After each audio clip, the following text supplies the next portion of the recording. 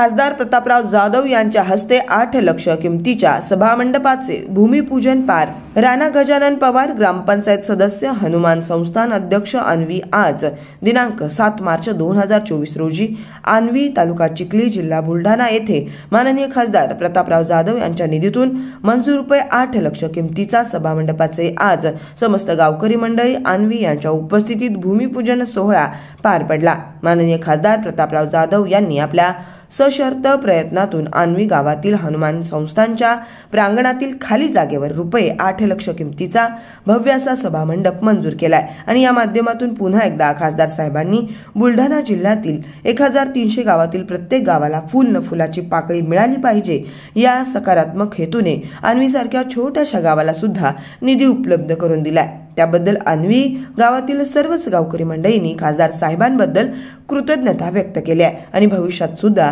साहेबांकडून अशीच विकासात्मक कामे घडावी अशी अपेक्षा केली आहे. छोट्याशा गावाला सुद्धा निधी उपलब्ध करून दिला त्याबद्दल अन्वी गावातील सर्वच गावकरी मंडळींनी खासदार साहेबांबद्दल कृतज्ञता व्यक्त केली आणि भविष्यात सुद्धा साहेबांकडून अशीच विकासात्मक कामे घडावी अशी अपेक्षा केली आहे. सदर भूमिपूजनासाठी खासदार साहेबांच्या व्यस्त कार्यक्रमामुळे त्यांची उपस्थिती लाभू शकली नाही तरी त्यांच्या वतीने माननीय श्री शिवाजीबापू देशमुख उपजिल्हा प्रमुख शिवसेना तसेच शिवाजीदादा शिराळे विधानसभा संपर्क प्रमुख शिवसेना यांची उपस्थिती लाभली. तसेच श्री अरुण भाऊ सरनाईक सरपंच शेलगाव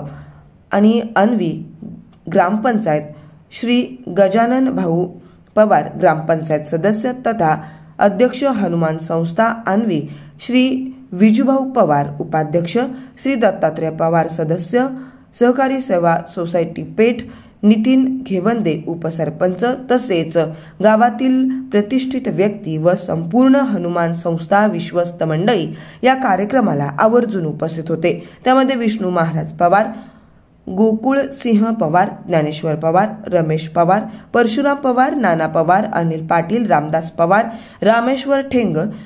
शिवदास भाऊ पवार, गजू भाऊ पवार, भागवत पवार, विजय पवार, राम पवार, गजानन पवार, प्राध्यापक डॉक्टर पुरुषोत्तम पवार, सिद्धेश्वर पवार, संतोष पवार,